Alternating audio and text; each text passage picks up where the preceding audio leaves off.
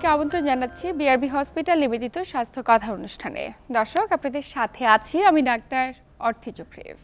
মস্তিষ্ক মানবদেহের অত্যন্ত গুরুত্বপূর্ণ একটি অংশ, যার মাধ্যমে আপনার অনুভূতি, চিন্তাশক্তি কিংবা স্মৃতির বহিঃপ্রকাশ হয়ে থাকে। প্রায় 3 পাউন্ডের এই মস্তিষ্কটি বলা হয়ে থাকে একজন ব্যক্তির ব্যক্তিত্বের বহিঃপ্রকাশ ঘটায়। দর্শক, তবে এই মানব মস্তিষ্ক মাঝে মাঝে নানা ধরনের ক্ষতির সম্মুখীন হয়ে থাকে। তার মাঝে উল্লেখযোগ্য একটি জটিলতা হেড ইনজুরি কিংবা মস্তিষ্কে আঘাত বা মাথায় আঘাত। দর্শক, আজ কথা বলবো মাথায় আঘাত নিয়ে। কি করে আমরা মাথায় আঘাত পেলে চিকিৎসা করতে পারি এবং মাথায় আঘাতজনিত সমস্যাগুলোতে চিকিৎসা পদ্ধতিতে বাংলাদেশ কতটুকু এগিয়ে রয়েছে। দর্শক, এই সকল বিষয়ে বিস্তারিত আলোচনায় আজ স্টুডিওতে আমাদের সাথে উপস্থিত আছেন ডাক্তার মোহাম্মদ সুমন রানা, যিনি সহকারী অধ্যাপক নিউরোসার্জারি বিভাগ, ঢাকা মেডিকেল কলেজ হাসপাতাল এবং consultant neurosurgery, BRB hospital, Dhaka. Sir, স্বাগত আমাদের আজকের আয়োজনে। স্বাগতম আপনাকে, স্বাগত দীপ্তের সমস্ত দর্শককে। সম্প্রতি সারা দেশ একটি গণ অভ্যুত্থানের সম্মুখীন হয়েছে। আমরা লক্ষ্য করেছি প্রায় স্টুডেন্টরাই আন্দোলন শুরু করলেও সারা দেশ একই সাথে এগিয়ে এসেছে এবং এতে করে নানা ধরনের স্টুডেন্ট সহ পথচারীরা নানাভাবে ক্ষতির সম্মুখীন হয়েছে। অনেকের মাথায় আঘাত লেগেছে, অনেকে গুলিবিদ্ধ হয়েছে এবং হাসপাতালগুলোতে ভর্তি রোগীর সংখ্যা অনেক বেশি ছিল, উপচে পড়া ভিড় ছিল। তো আপনি তো এই পরিস্থিতির মধ্য দিয়ে গিয়েছেন, আপনি ঢাকা মেডিকেল কলেজে কর্মরত রয়েছে নিউরোসার্জারি বিভাগে। মস্তিষ্কে আঘাত নিয়ে যে সমস্ত স্টুডেন্ট কিংবা পথচারী কিংবা আন্দোলনরত শিক্ষার্থীরা আপনাদের সম্মুখীন হয়েছে, আপনার অভিজ্ঞতা কেমন ছিল? কি কি ধরনের রোগী পেয়েছেন? এটা অনেক একটা কঠিন বাস্তবতা ছিল। আমাদের অভিজ্ঞতাটা ছিল খুবই কি বলবো, হৃদয় বিদারক অভিজ্ঞতা। একদিকে যেমন চিকিৎসা দেওয়ার উপচে পড়া ভিড় ছিল, আরেকদিকে তাদের আহাজারি, তাদের অবস্থানটা সামনে, চোখের সামনে দেখা, সব কিছু মিলে আসলে খুবই খারাপ একটা ভিতরের অবস্থা নিয়েই আসলে চিকিৎসা সেবাটা দেওয়া লাগছে আমাদেরকে। তো এখানে আসলে মূলত 1 থেকে 2 দিন ছিল আসলে খুবই বেশি লোড ছিল। এসব বেশিরভাগ আমাদের আন্দোলনরত যে সমস্ত শিক্ষার্থী এবং ছাত্র জনতা ছিলেন, তাদের বেশিরভাগই ছিল গানশট ইনজুরি। আমরা যেহেতু নিউরোসার্জারি ডিপার্টমেন্ট ইমার্জেন্সি ক্যাজুয়ালিটির সাথেই, সেখানে আসলে আর মাথার আঘাতের সংখ্যা অনেক বেশি ছিল এবং এগুলো বেশিরভাগই ছিল গানশট ইনজুরি। তো গানশট ইনজুরি ব্রেনে যেগুলো ছিল সেগুলোই আমরা নিউরোসার্জারি বিভাগে চিকিৎসা করেছি। অন্যান্য জায়গায়ও তাদের গানশট ইনজুরি যেমন চেস্টে ছিল, অ্যাবডোমেনে, পায়ে, তো এগুলো অর্থোপেডিক্স, ক্যাজুয়ালিটি, এই সমস্ত ডিপার্টমেন্টগুলো ডিল করেছে। তো আমরা মাথার যে সমস্ত গানশট ইনজুরি সেগুলোই বেশিরভাগ ডিল করেছি। কিছু অংশ মেরুদণ্ডের গানশট ইনজুরি যেগুলো, সেগুলো আমরা ডিল করেছি। তো মাথার আঘাতের যে ইনজুরিগুলো ছিল, মূলত আমরা 2 ভাগে এই গানশট ইনজুরিগুলো আমরা দেখেছি। যে একটা ছিল ছোট ছোট পিলেট ইনজুরি, এগুলো শর্ট গান বলি আমরা, ঝাঁঝরা গুলি যেটাকে বলা হয়, শর্ট গান ইনজুরি। এগুলোর ভেলোসিটি খুব বেশি থাকে না, কিন্তু পিলেট থাকে, একটা গুলির মধ্যে হয়তো বা মোর দ্যান 250 পিলেট থাকে। তো এগুলো ইনজুরি করে, তো এগুলোর ভেলোসিটি বেশি থাকে না। তো এগুলো বেশিরভাগ ক্ষেত্রে দেখা যায় যে মাথার যে স্ক্যাল্প বা হাড্ডির বাইরেই এগুলো বিঁধে ছিল, কিংবা হাড্ডির ভিতরে ঢুকেছিল, কিছু হয়তো বা ব্রেনের ভিতরে ছিল। এখানে যেটা হয় কি, মর্টালিটি খুব বেশি হয় না, মানে যারা এসেছিলেন তাদের মধ্যে মৃত্যুর হার, মরবিডিটির হার একটু কম ছিল এই ধরনের আঘাতে। অনেক রোগীদেরকে আমরা দ্রুত বাসায় পাঠাতে পেরেছি চিকিৎসা দিয়ে। কিন্তু কিছু বুলেট ছিল আসলে, মানে খুবই বড় বড় বুলেট, যেগুলো একেবারে পেনিট্রেট করে, ব্রেনকে পেনিট্রেট করে এদিক থেকে ঢুকে ওদিক দিয়ে বেরোয় গেছে, অথবা ব্রেনের মধ্যে আটকা পড়েছে। সেগুলো খুব বড় সাইজের রাইফেলসের গুলি। এই গুলিগুলো আসলে হাই ভেলোসিটি বুলেট, এবং এই বুলেটগুলো আসলে যখন যায় তখন সে শুধু সামনের দিকে যায় তা না, স্পিন করতে করতে যায়। এবং এগুলো যার কারণে ব্রেনে যখন ঢুকে, তখন একটা হাড্ডির একটা বড় অংশকে, চামড়া, স্কিনের যে হেয়ার আছে, বাইরের অবজেক্ট, এগুলোকে নিয়ে ব্রেনের ভিতরে ঢুকে আর কি। এবং দেখা যায় যে যে পিলেটগুলো আছে, হাড্ডি ফ্র্যাকচার হয়ে ওগুলোও আবার পিলেটের মতো গতি পেয়ে ব্রেনের ভিতরে ঢুকে আর কি। এটাকে আমরা বলি সেকেন্ডারি প্লেট।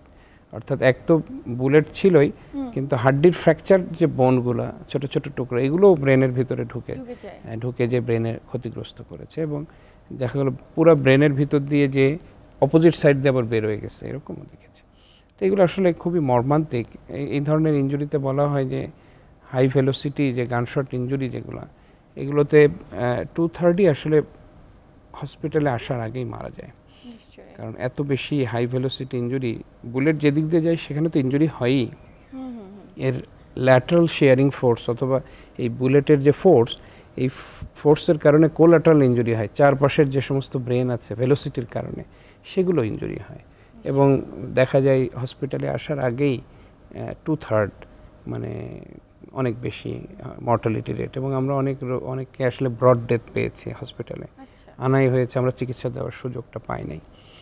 আর যারা আসছে তাদের মধ্যেও অনেকে আসলে খুব অল্প সময়ের মধ্যে আমরা চিকিৎসা দেওয়ার আগে অথবা দিতে দিতে অথবা দেওয়ার পরে পরবর্তীতে অনেকেই মারা গেছে। আলটিমেটলি আমাদের অভিজ্ঞতাও সেটা, বই পুস্তকেও সেটা বলে যে 90%ই আসলে এই ধরনের বড় বুলেটের ইনজুরিগুলোতে মারা যায়। 10% এখন অনেকে হসপিটালে আছে, ভর্তি আছে, আইসিইউতে আছে, চিকিৎসারত আছেন। এটা আসলে আমরা তো একটি হৃদয় বিদারক ঘটনার মধ্য দিয়ে গিয়েছি, এটা ইতিমধ্যে আমাদের অনেক বড় একটি অর্জন হয়ে গিয়েছে। আমি জানতে চাই একজন ব্যক্তি কি কি ধরনের মস্তিষ্কে আঘাতজনিত জটিলতায় ভুগতে পারে, কি কি ভাবে হতে পারে সেটি? এটা আমরা তো একটা নিয়ে আলাপ করলাম, এটা পেনিট্রেটিং ওন্ড বলা হয়, গানশট ইনজুরি। এটা আমরা সারা বছর কিংবা আমাদের সারা বছরের অভিজ্ঞতা, সারা জীবনের নিউরোসার্জারি খুব বেশি এরকম পাই না আসলে, এটা লেস কমন। কিন্তু এই ধরনের একটা অড সিচুয়েশন কিংবা আমাদের জন্য একটা কষ্টকর একটা অধ্যায় পার করলাম, এখানে আসলে এটার পরিমাণটা অনেক বেশি ছিল। কিন্তু মূলত আসলে আমাদের মাথার আঘাতের মেইন কারণ হলো সড়ক দুর্ঘটনা। আমাদের দেশে সড়ক দুর্ঘটনার হার অনেক বেশি, এত বেশি আমাদের বেশিরভাগ, বিশেষ করে মোটরসাইকেল অ্যাক্সিডেন্টের রোগী আমরা বেশি পাই। মোটরসাইকেল অ্যাক্সিডেন্ট করে যে 2 হুইলার যেগুলো আছে এগুলোতে আসলে গতি বেশি থাকে, অ্যাক্সিডেন্ট করলে হেড ইনজুরি একেবারে কমন। এবং যে সমস্ত ইনজুরি হয় এগুলো খুবই সিভিয়ার হেড ইনজুরি, মানে এগুলোর মর্টালিটি রেট এবং morbidity rate is very high. তো এইটা একটা রোড ট্রাফিক অ্যাক্সিডেন্ট একটা সবচেয়ে বড় কারণ। আরেকটা কারণ হলো যে আমরা ফিজিক্যাল অ্যাসাল্টের অনেক পেশেন্ট পাই আমাদের দেশে। আমাদের দেশে তো একটু মারামারি হানাহানি একটু বেশি হয়, আর মারামারি করলেই তো মাথায় আঘাত করে, তো এইটা একটা কারণ। আরেকটা পেরিফেরিতে বেশি, রাইট। আরেকটা বড় কারণ হলো আমাদের দেশে বিভিন্ন কনস্ট্রাকশন হচ্ছে এখন, বিল্ডিং থেকে শুরু করে অবকাঠামো থেকে শুরু করে সব কিছু, সেখান থেকে ফল ফ্রম হাইট উপর থেকে পড়ে যায় আর কি। পড়ে যাওয়ার পরে হেড ইনজুরির সাথে অন্যান্য অর্গান কিংবা অন্যান্য অংশও ইনজুরি হয়। আরেকটা বড় কারণ আমাদের দেশে অনেকে গাছে ওঠে, গাছ থেকে পড়ে যায় আর কি, এখানেও হেড ইনজুরি হয় অনেক বেশি কমন একটা বড় কারণ, যে উপর থেকে পড়ে, গাছ থেকে পড়ে যে মাথায় আঘাত পায় আর কি। তো এগুলোই মূলত কারণ, হেড ইনজুরির কারণ আমরা পাই। অনেক সময় আমরা কিন্তু লক্ষ্য করি যে বিছানা থেকে পড়ে গিয়েছে শিশুরা, বা অনেকেই বয়োজ্যেষ্ঠ বাবা মারা রয়েছে যারা হাঁটাচলা করতে গিয়ে ওয়াশরুমে স্লিপ করে পড়ে গিয়েছেন, মাথায় আঘাত পেয়েছেন, হ্যাঁ, কিন্তু তাৎক্ষণিকভাবে তেমন কোনো লক্ষণ প্রকাশ করছে না, তাদের ক্ষেত্রে বহিঃপ্রকাশগুলো কীরকম হতে পারে? এটা খুবই গুরুত্বপূর্ণ। আমি আসলে যে দুটো কারণ বাদ দিয়েছিলাম সে দুটো বলে দিলেন। বাচ্চাদের ক্ষেত্রে একটা স্পেশাল গ্রুপ, ছোট বাচ্চা, এরা তো আসলে পড়ে যায়, যেমন বিছানা থেকে পড়ে যায় কিংবা কারো কোল থেকে পড়ে গিয়েছে, বাচ্চাদের একটা বড় গ্রুপ মাথার আঘাত পায়। আরেকটা হলো যে বয়স্কদের ক্ষেত্রে জেরিয়াট্রিক, যারা মানে ইজিলি ফল করে, সঙ্গে সঙ্গে পড়ে যায়, মানে জাস্ট মাটিতে পড়ে যায় বিভিন্ন কারণে, বয়স হয়ে গেছে। তো এই ধরনের এই দুইটা স্পেশাল গ্রুপে আমরা মাথার আঘাত প্রায়ই দেখি। বাচ্চাদের আঘাতের ক্ষেত্রে যেটা দেখা যায় যে বেশিরভাগ ক্ষেত্রেই আল্লাহ তাআলা একটা অশেষ রহমত, যে বাচ্চাদের অনেক সময় আমরা দেখছি যে ছাদ থেকে পড়ে গেছে বাচ্চা, তারপরে ওর খুব বেশি কিছু হয় নাই, হয়তো আল্লাহ তাআলা কোনোভাবে সাহায্য করেছে। তো এরকমই হয়, বাচ্চাদের মাথার আঘাতগুলো বেশিরভাগ ক্ষেত্রে খুবই মাইল্ড হেড ইনজুরি হয়। বেশিরভাগ ক্ষেত্রে আমরা দেখি যে এই স্কাল্প, যেটা আমাদের মাথার যে চামড়াটা, এর নিচে একটু রক্তক্ষরণ হয়, ফুলে থাকে, মা বাবা ডেফিনেটলি অরিড থাকে, ওনারা আসে, বেশিরভাগ ক্ষেত্রে অপারেশন ছাড়া ওষুধের মাধ্যমে, চিকিৎসার মাধ্যমে ভালো হয়ে যায় এই স্ক্যাল্প হেমাটোমাগুলো, আমরা বলি কেফাল হেমাটোমা, এখানে সার্জারি লাগেই না। আর যেটা হয় বাচ্চাদের ক্ষেত্রে অনেক সময় পড়ে যেয়ে হাড্ডিটা দেবে যায়, আমরা হাড্ডি ফ্র্যাকচার ওভাবে না, এটাকে আমরা পন্ডস ফ্র্যাকচার বলি, অর্থাৎ মচকে যে একটু ডিপ হয়ে যায় আর কি, গর্ত হয়ে যায়। তো এটাও বেশিরভাগ ক্ষেত্রেই নন সার্জিক্যাল ট্রিটমেন্ট, আমরা ওষুধের মাধ্যমে চিকিৎসা করলেই ভালো হয়ে যায়। আর বাচ্চাদের ক্ষেত্রে কিছু ক্ষেত্রে আছে যে সিভিয়ার হেড ইনজুরি হলে ভিতরে রক্তক্ষরণ হয় ডেফিনেটলি, এবং সাথে সাথে রক্তক্ষরণের সাথে রক্ত চলাচল বন্ধ হয়েও এক ধরনের ট্রমাটিক স্ট্রোকের মতো হয় আর কি, সেগুলো আমরা দেখেছি। আর বয়স্কদের ক্ষেত্রে যেটা হয় যে ওনাদের বিভিন্ন কোমরবিডিটিস থাকে, হাইপারটেনশন থাকে, ডায়াবেটিস থাকে, কখনো হাইপো হয়ে যাচ্ছে, কখনো স্ট্রোকের কারণে হোক, কখনো মাথা ঘোরাচ্ছে একটু, তারপরে পড়ে গেল, এমনি স্লিপ করে পড়ে যায়। তো বয়স্কদের ক্ষেত্রে এটা খুবই দেখা যায় যে পড়ে যে হয়। তো বয়স্কদের হেড ইনজুরির একটা প্যাটার্ন ডিফারেন্ট একটু, মানে পড়ে যাওয়ার পরে ব্রেনটা তো আসলে বয়স্কদের শুকনা থাকে, ব্রেনটা আস্তে আস্তে জেরিয়াট্রিক ব্রেন যেগুলো সেগুলো আস্তে আস্তে অ্যাট্রফি হয়ে যায়। তো যার কারণে স্কাল তো ঠিকই থাকে, আমাদের বাইরের যে স্কাল কাভারিং, ব্রেন থাকে শুকনা, তখন ব্রেন এবং স্কালের মাঝখানে একটা পটেনশিয়াল স্পেস তৈরি হয় ওভার দ্য টাইম। তো যখনই পড়ে যায় তখন যে ঝাঁকুনিটা লাগে, তখন ব্রেন একটা ঝাঁকি দেয়, হাড্ডি তো আছেই, মাঝখানে কিছু ভেইন থাকে, ব্রিজিং ভেইন বলি আমরা, শিরা থাকে, তো এগুলো ছিঁড়ে যে রক্তক্ষরণ হয়। তো তখন সঙ্গে সঙ্গে ওগুলো আস্তে আস্তে রক্তক্ষরণ হয়, স্পেস থাকে, সঙ্গে সঙ্গে প্রকাশ পায় না সিমটমগুলো। তখন দেখা গেল যে আস্তে আস্তে আস্তে আস্তে তারা ধীরে ধীরে ধীরে ধীরে জ্ঞানের মাত্রা কমতে থাকে, ইররেলিভেন্ট টকিং করে, অথবা একদিকে দুর্বল হয়ে যায়। এই যে তথ্যটি বলছেন, আমরা এই বিষয়টি নিয়ে একদম কনসার্ন নয়।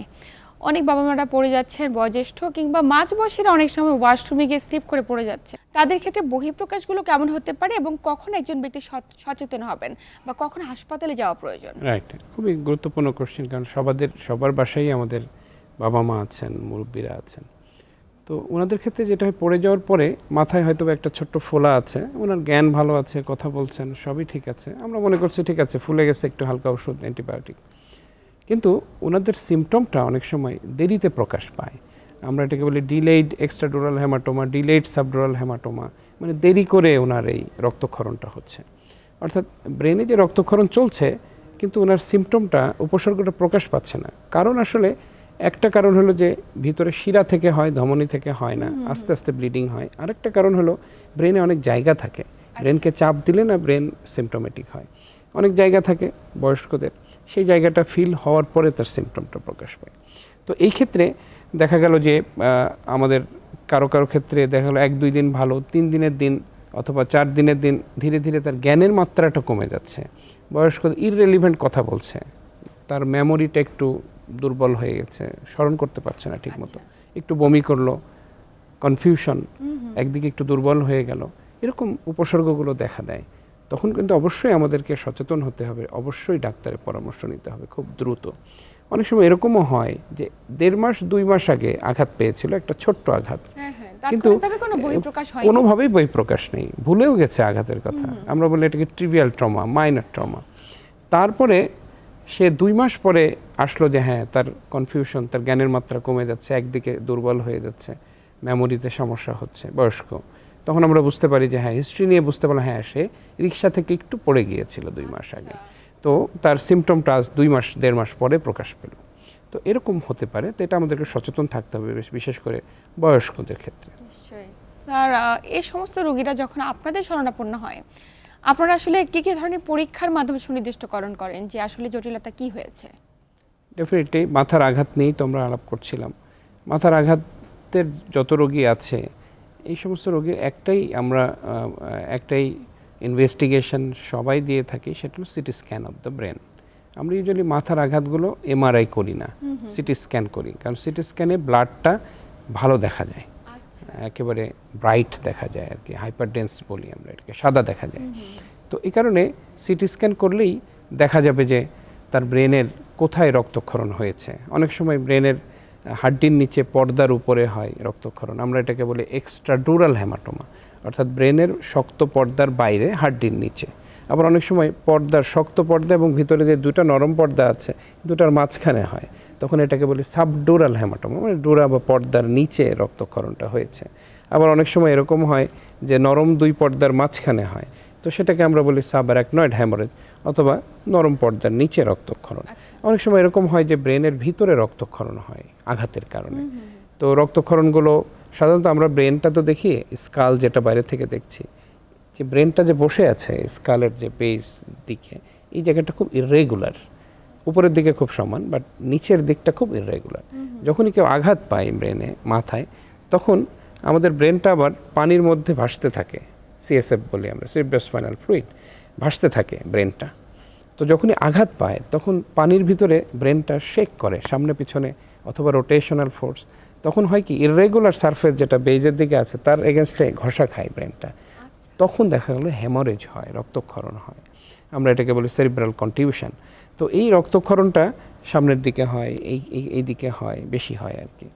তো এই রক্তক্ষরণগুলো ব্রেনের ভিতরে হয় আর কি। আবার ব্রেনের ভিতরে পানির রাস্তা আছে, সেখানেও রক্তক্ষরণ হতে পারে। তো এরকমভাবে আঘাতের পরে বিভিন্ন জায়গায় ব্রেনে রক্তক্ষরণ হতে পারে। আরেকটি ইম্পর্টেন্ট জিনিস যেটি ইয়াং পেশেন্টদের ক্ষেত্রে বেশি হয় আমরা দেখেছি, যে মোটরসাইকেল অ্যাক্সিডেন্ট অথবা হাই ভেলোসিটি একটা রোড ট্রাফিক অ্যাক্সিডেন্ট, সেখানে দেখা গেল ব্রেনে খুব বেশি রক্ত বাইরে থেকে সিটি স্ক্যানে দেখা যাচ্ছে না, কিন্তু তার জ্ঞানের মাত্রা অনেক কম।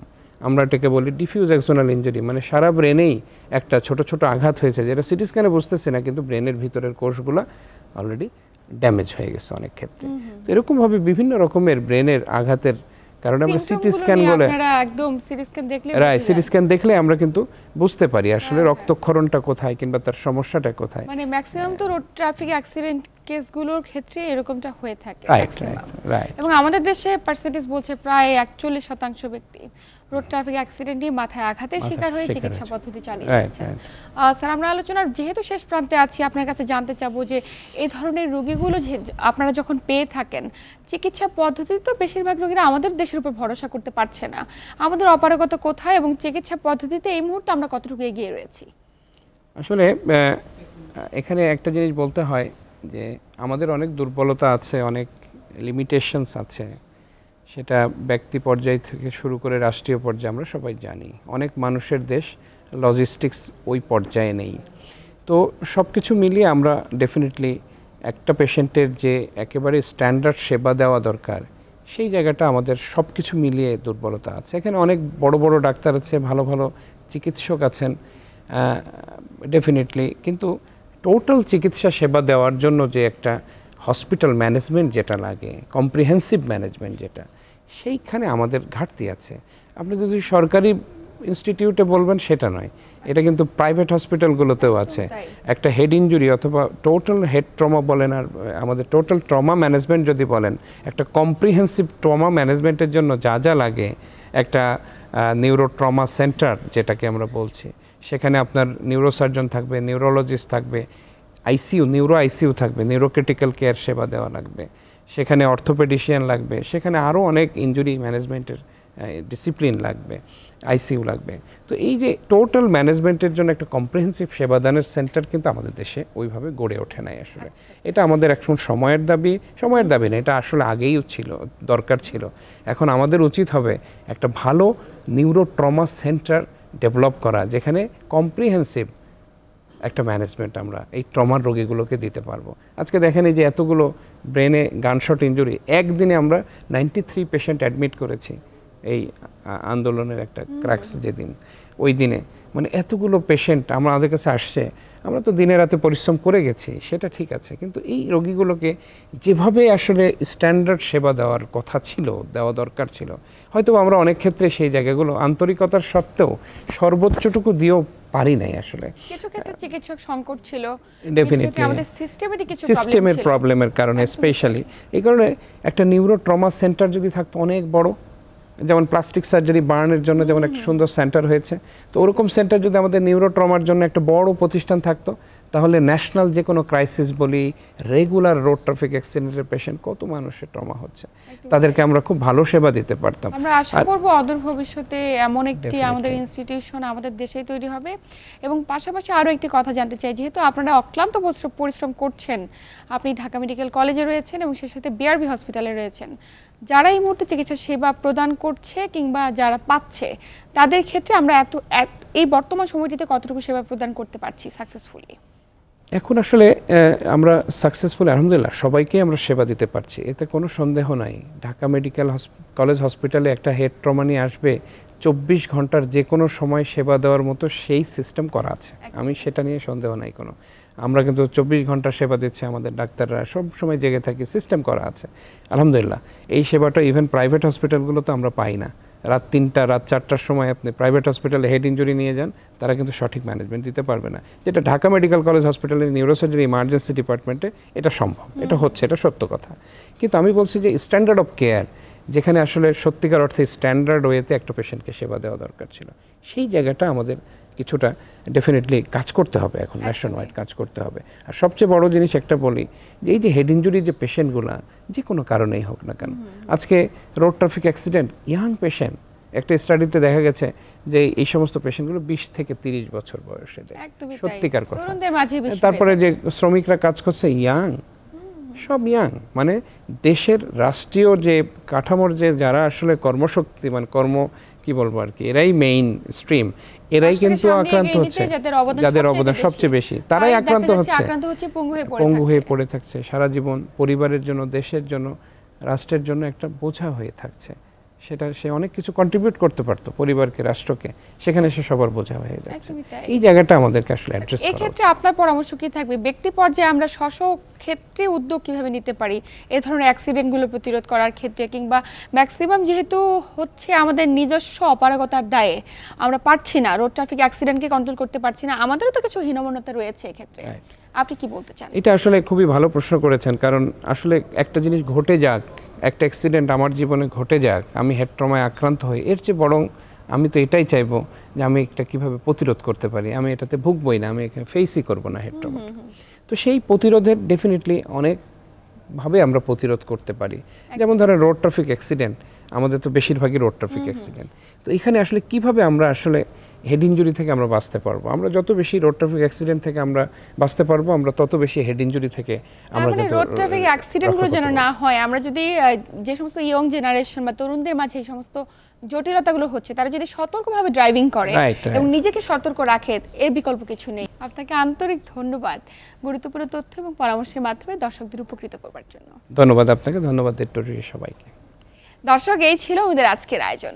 এতক্ষণ সাথে থেকে আমাদের আয়োজন দেখার জন্য সবাইকে আন্তরিক ধন্যবাদ জানিয়ে আমি ডাক্তার অর্থী আজ এখানেই বিদায় নিচ্ছি। সবাই ভালো থাকুন, সুস্থ থাকুন এবং দীপ্ত টিভির সাথেই থাকুন।